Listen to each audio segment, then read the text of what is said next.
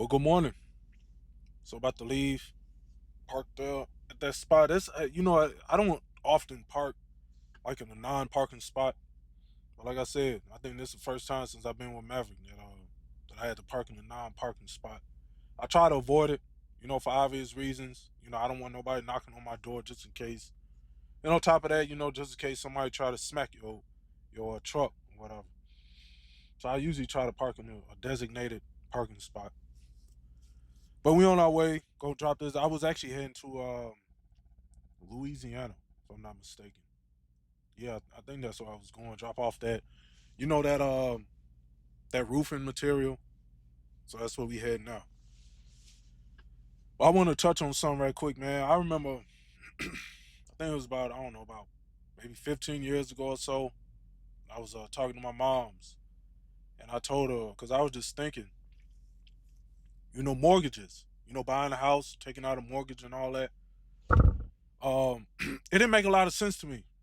I'm like, 30-year mortgages, that just didn't really make a whole lot of sense to me. I couldn't quite put my finger on it, and I'm by no means a financial expert, like whatsoever, but it just didn't make a whole lot of sense to me.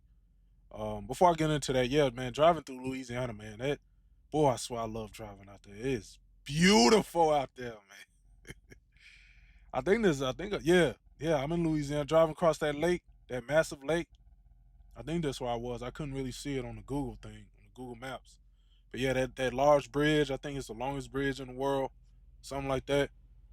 Yeah, I was loving that, man. It was so nice outside, man. It was nice and warm. It wasn't too hot.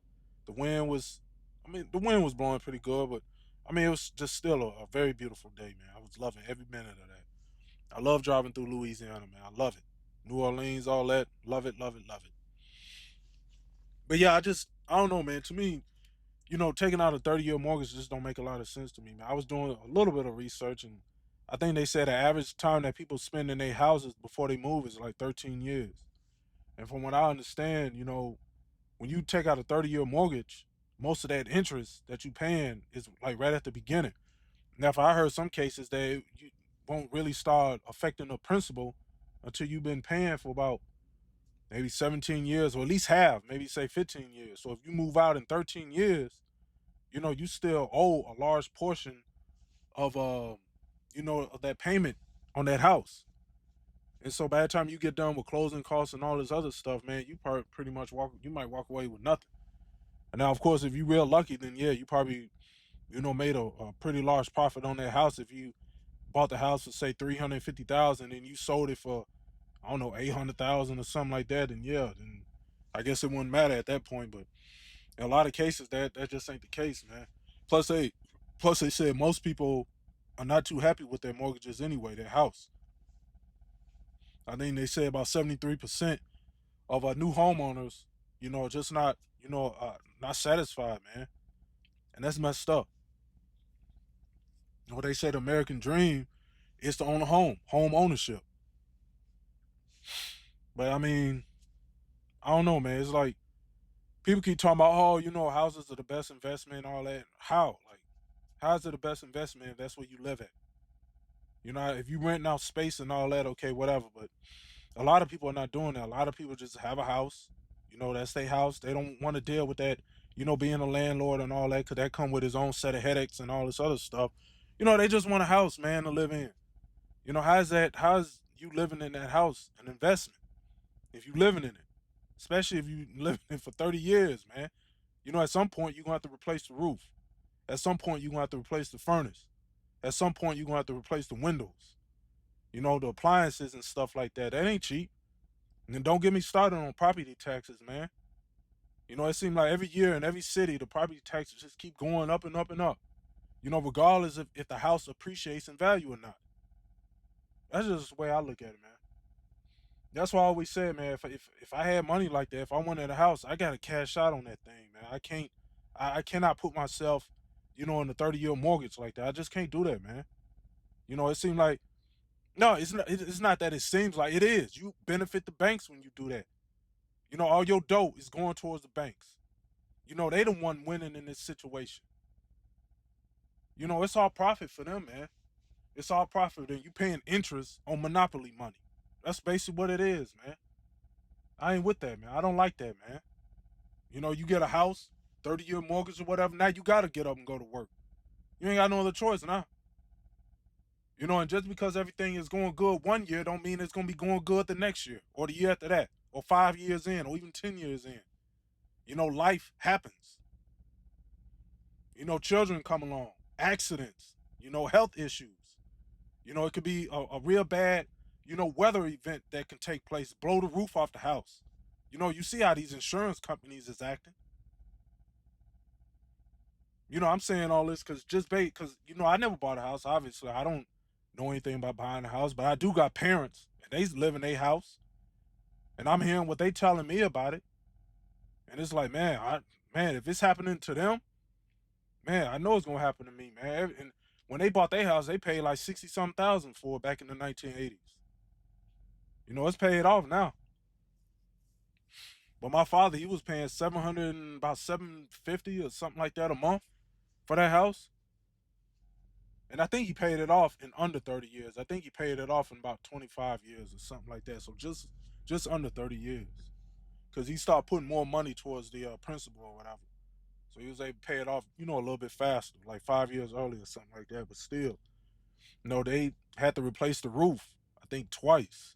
And most recently, I think was back in 2023. They just had to put another furnace in there.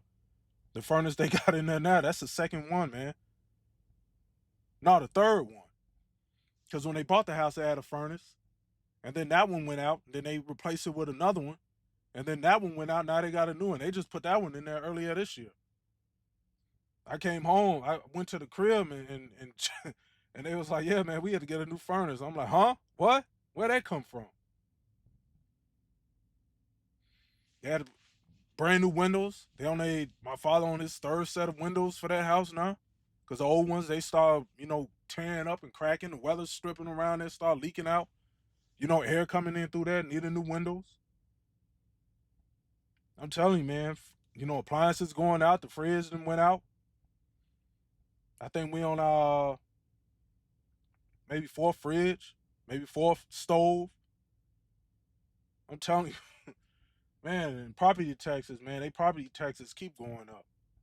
I don't know what they paying a year, but it's definitely going up because they said it. They say every year it keeps going up, man.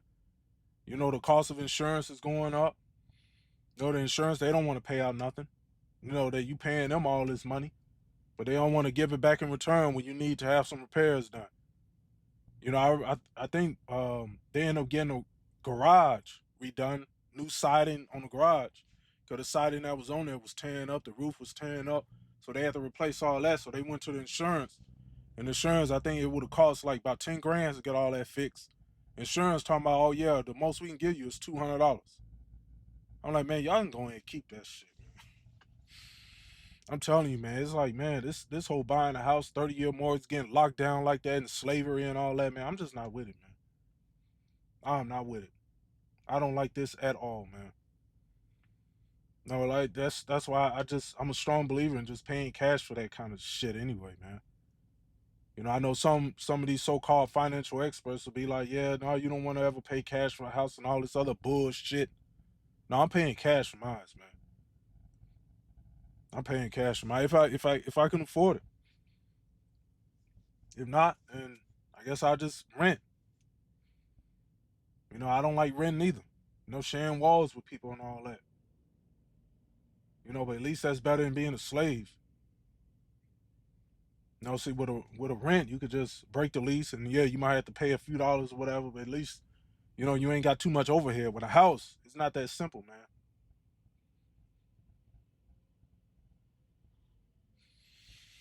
It's messed up, man. This whole financial situation is so messed up, man. This fiat currency, this monopoly money, all this money being printed from thin air. This is crazy, man. It really is. You ain't doing nothing but benefiting the banks, dropping bread off in their bank account. That's all you're doing, man. All the while, regular people out here struggling. The fact that so many people, want to live out the American dream and are not satisfied with it. I think they said like 70% of the people who bought a house ain't satisfied with it, man. because they realize the expenses are just not where they thought it would be. They thought it might be manageable, but it's not. After 5 years of ownership, man, they starting to struggle, man. Even though they monthly payments might still be the same, but the property taxes ain't. Maybe they light bill done went up. Maybe the water bill done went up. They still using the same amount of water, same amount of electricity. But it's just the nature of things, man. Things just keep going up. And it's like you gotta think like 20 years into the future. If you sit up here and say to yourself, man, how much house can I afford 20 years from now while living today? Say you can afford a $400,000 house. 20 years from now, you might have to start thinking like the house would be worth 800,000. So you might have to start thinking that. So that at that point, you might have to drop down a little bit. Say, you know what? I can afford a $400,000 house right now, but let me look at houses that cost half that, 200,000, maybe 250 or something, maybe even 300,000 max. This is not financial advice, of course. I should have said that from the beginning. But y'all know what it is, man. It's not. I'm not a financial expert, man. I'm just saying. I'm just using logic, trying to use logic the best way I can. Reason. No, I don't care about the status quo. No, I don't care about what's a lot of people might consider normal. I'm 40 years old, man. I don't have a house. No, I live in the truck. That's where I live at. My address, my bills and stuff, all my mail and all that other stuff go to my parents' house. I use their address for all my what little bills I do got. Like I said, I don't have no credit card bills or anything like that. The only thing I got is my car loan. That's it. My insurance, my car insurance, I pay that off, 6 months at a time because it's cheaper. My health care, I get that through my job. I ain't got no kids. I'm not married. Never been married. I don't have no student loans or anything like that. No, but I don't make enough money to afford a house. I mentioned this before. I don't even make enough money to rent. I mean, I can rent, but it don't make any sense. I live in a truck. In order for me to make money out here, I got to stay out here. So me paying for rent don't really make a lot of sense, man. I talked about it before. That's why I say even getting a house, doing that mortgage thing also don't make no sense to me, man. Because it's like I'm not gonna be there. Even if I could afford it, I just won't be there, man. So it just don't make a lot of sense to me. But I do like looking into this stuff. I like reading about it. And I'm hearing all these stories about people who do have this and they out here struggling, boy. They house poor. That's the thing that I don't want to be, man. Also, on top of that, buying a house, because of how expensive houses are, my mindset is that if I ever were to buy a house, I don't want to have to get up and go to work. I'm spending all this money for my house, and then I got to leave this house to go to work to pay for this house. And then when I come back, the only thing I could do here is go to bed and go to sleep because I'm so tired. Then I get up and do it all over again the next day. And on the weekends, I got to clean up this house that I barely get to spend time in. It's like that logic just don't make a lot of sense to me. That's just me though. Like I said, that's just me. Yeah, I stopped at this truck stop because I didn't have a load. But eventually they sent me one. It took a minute, but they sent one. So I'm on my way to go pick it up now. But yeah, man, that's just man, you just gotta be man, when this come down to these finances, man, you really it's hard for me to really touch on it, man, because everybody's lives is different, man. Y'all saw that Cybertruck, right? I know Elon Musk is hated right now, boy. You better not dare get caught driving any sort of Tesla or nothing like that. They'll light that shit on fire, boy. Boy. But yeah, I understand that not everybody could do this job. Not everybody could be a truck driver or anything like that. Everyone's lives is different. People got different walks of life and things like that. And sometimes I think about that. I do think about that. I really do, man. I think to myself, like, man, it's I don't know. That's why I'm not giving no advice. Like I'm just speaking. I'm just saying some stuff, man. I just want to talk about some stuff. That's it. Not giving no advice because everybody's different. Not everybody could be a truck driver, man. No, that's not an easy job either. But it allows me not to become a slave to this system, at least hopefully. I'm trying not to be a slave. I really am. Oh, I forgot. They did send me another load, but the other load don't pick up to the next day because it was already late in the day. So that's why I ended up stopping at this truck stop. I'm about to disconnect from my trailer so I can get some fuel. I do that every now and then. I don't mind it. If the truck stops are packed, I always like to park first, disconnect. That way I know I got a guaranteed parking spot because I'm gonna leave my trailer there and just drive around and get fuel. Yeah, it's rough, man. You really gotta be just as mindful as you can. I know I am. I'm just trying to be, and I'm not better than nobody. I'm not trying to be better than nobody. I'm just letting you know this is where I stand. Just trying to be mindful and be wise with my decisions financially, because it's not the time or the place to be making bad decisions, man. It's really not. It's getting rough out here, man. It's getting rough. And the last thing I want to do is be out here struggling. No, I don't want to be homeless. I don't want to be living in my car. I don't even like living in a truck. But it's just the only thing I could do right now, man. The only thing I could do is just keep the bills low. I'll catch you later.